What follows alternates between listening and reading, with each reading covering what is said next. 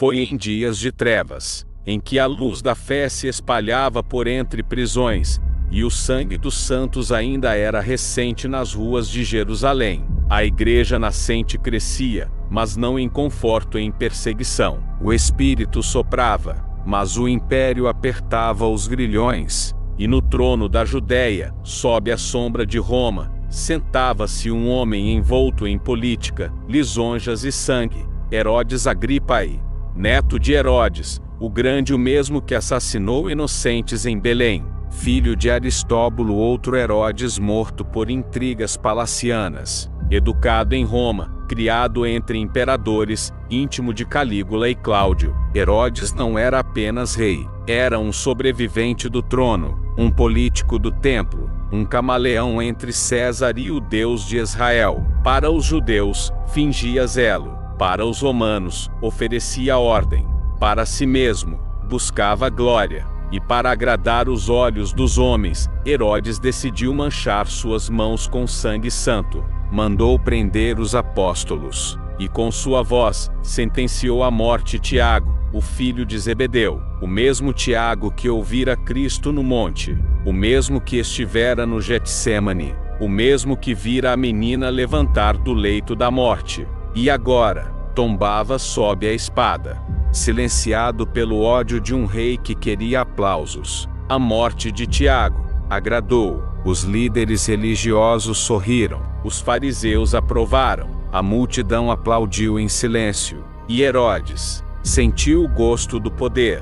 Então ele avançou mais, mandou prender Pedro o pescador, o impetuoso, o líder da igreja, mas não o matou de imediato, esperou a Páscoa, porque até os tiranos sabem respeitar aparências religiosas. Pedro foi jogado na prisão mais vigiada. 12 soldados o cercavam, correntes em seus pulsos, guardas diante das portas, ferro, pedra, vigília constante. Mas Herodes se esqueceu de um detalhe: não se prende um homem que ora, não se acorrenta um servo cuja alma já está entregue. Na noite escura, quando o rei dormia no luxo, Pedro dormia entre correntes. E então, o céu se moveu, um anjo desceu, não com espada, mas com luz. A cela foi tomada por claridade. As correntes caíram como folhas secas. Os guardas ficaram como mortos. E Pedro saiu andando. Saiu como quem caminha entre a morte e o milagre. Saiu como quem passa por sombras, mas carrega o brilho do eterno. Quando o dia amanheceu, a cidade despertou em tumulto. Pedro sumiu. Os guardas não viram. Não há sinais de fuga. E Herodes enfureceu-se. Mandou matar os soldados. Matou a resposta. Matou o eco daquilo que não podia controlar. Porque o orgulho, quando ferido, se vinga dos inocentes. Mas Deus não havia terminado. Herodes ainda respirava, ainda reinava, ainda recebia aplausos. Mas já estava marcado, já havia sido pesado. A prata ainda brilhava em seu trono, mas vermes o esperavam no fim da estrada. Herodes deixara Jerusalém, não porque amava Cesareia, mas porque temia o silêncio dos muros santos. Ali, no templo, algo invisível o havia confrontado: a liberdade de Pedro, o milagre que escapou ao seu controle. O rei sentiu que seus dedos não seguravam tudo. Então fugiu para onde o homem é exaltado. Cesareia, a cidade romana à beira do março, um teatro de mármore, colunas pagãs e aplausos sob medida. Ali, Herodes podia vestir o que era por dentro, um rei sem temor. Foi naquela manhã clara, mas prenhe de julgamento, que Herodes decidiu representar o papel mais perigoso da história humana: ser Deus diante dos homens. Ele vestiu prata, não apenas tecidos cintilantes, mas uma armadura de vaidade lapidada. Flávio Joséfo escreve que seu manto era feito com fios metálicos, costurado para refletir o sol como relâmpago. Quando Herodes entrou no anfiteatro, o povo teve que desviar os olhos. Ele parecia mais um ídolo que um homem, mais uma estátua viva do que um servo público. mas foi assim que ele quis ser visto, como um ser acima dos mortais. E ao sentar-se no trono, Herodes falou: não sabemos suas palavras exatas, mas sabemos o efeito que causaram, porque o povo bajulador, vendido, idólatra gritou: é a voz de um Deus, e não de um homem. Um som que ecoou como blasfêmia, um aplauso que subiu como fumaça estranha diante do trono, um momento de adoração, que não foi para Deus. Herodes ouviu cada sílaba, cada louvor, cada oferta de idolatria. E o que fez? Nada. Não rasgou as vestes, não chorou, como os profetas. Não se lançou em pó e cinza, como os reis justos. Ele apenas aceitou ser Deus, aceitou ser adorado, aceitou a glória sem temor.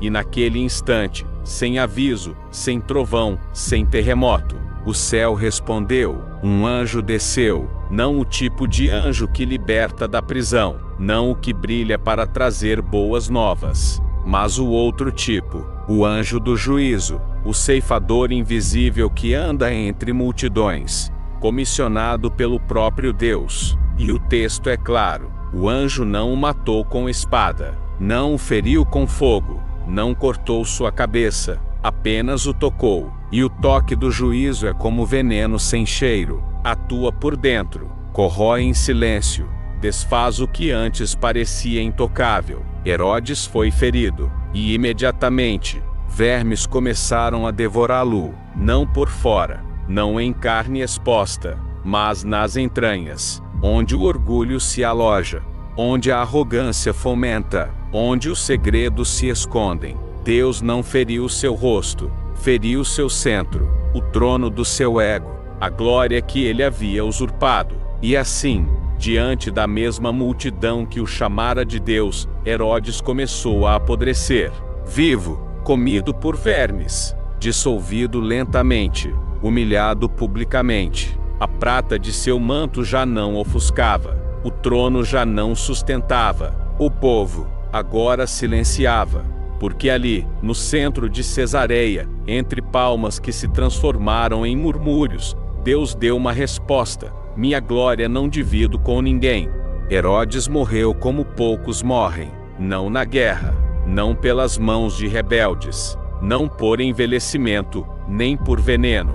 Morreu em silêncio interno, por um juízo interno, devorado por vermes enquanto ainda respirava. Mas o que essa morte revela vai muito além da carne apodrecida, vai além do espetáculo de horror diante do povo. Essa morte foi uma proclamação, um sermão sem palavras, um alerta sem voz, o tipo de juízo que não se esquece porque carrega um símbolo. Deus não o matou com trovão, como em Sodoma, não enviou o mar, como em Faraó, não o feriu com lepra, como em Uzias, não o soprou ao pó, como fez com Senaqueribe. Usou vermes, porque há um tipo de orgulho, que só pode ser julgado por baixo, por aquilo que o homem despreza, por aquilo que rasteja, por aquilo que comumente é pisado, ignorado, esquecido. O rei foi vencido pelo menor dos seres, aquele que queria tronos.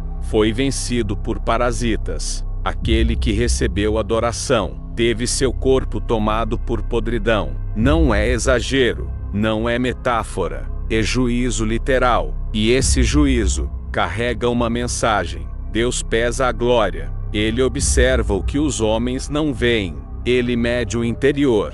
E quando alguém rouba o que só a ele pertence, ele responde. E às vezes, a resposta não vem com trovão, vem com silêncio, com enfermidade, com ruína, com vergonha pública, com a morte do corpo, antes mesmo da morte da alma. Herodes aceitou ser chamado de Deus, mas se esqueceu do que os verdadeiros homens de Deus fazem diante disso. Pedro, quando Cornélio se ajoelhou diante dele, disse: levanta-te, também eu sou homem. Paulo e Barnabé, quando foram confundidos com deuses em Listra, rasgaram suas vestes, clamando: por que fazeis isso? Somos homens, como vós. Mas Herodes ficou calado, e esse silêncio Foi sua sentença.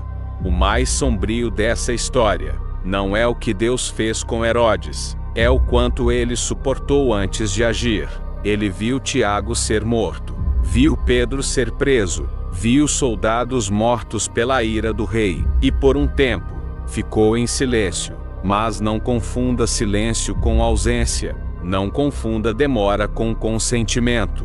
Deus julga, sempre. A glória que Herodes vestiu era prata, mas não podia esconder o vazio que havia dentro dele. E os vermes revelaram o que os olhos humanos jamais poderiam ver: um homem corroído por dentro, antes mesmo de cair por fora. Hoje, não vemos reis sendo comidos por vermes diante de multidões, mas vemos púlpitos cheios de vaidade, vemos corações cheios de ambição, vemos homens se alimentando do louvor que pertence a Deus, vemos glórias humanas sendo construídas, com tijolos de orgulho, com cimento de ego, com adoração reciclada. E a pergunta paira no ar, como uma espada invisível: quantos estão vivos, mas já começaram a apodrecer por dentro? Quantos ainda respiram, mas já foram feridos pelo silêncio do céu? Esta história não é apenas sobre Herodes, é sobre todo homem que aceita ser o centro, todo homem que tolera o aplauso, todo homem que transforma ministério em trono, todo homem que recebe o que deveria ser devolvido ao céu. Herodes morreu comido por vermes, mas muitos hoje estão vivos e já foram tocados. E o toque de Deus, quando vem como juízo, não levanta, derruba. Que essa morte horrenda, invisível, divina sirva de alerta, porque o mesmo Deus que exalta os humildes é o que abate os soberbos, e ele ainda pesa cada trono, cada palavra, cada coração, e quando ele decide responder, não há império, manto ou multidão que o impeça. Se essa história te fez estremecer, há muitas outras que ainda precisam ser ouvidas. Siga, curta e compartilhe o canal e caminhe conosco pelas sombras da Escritura.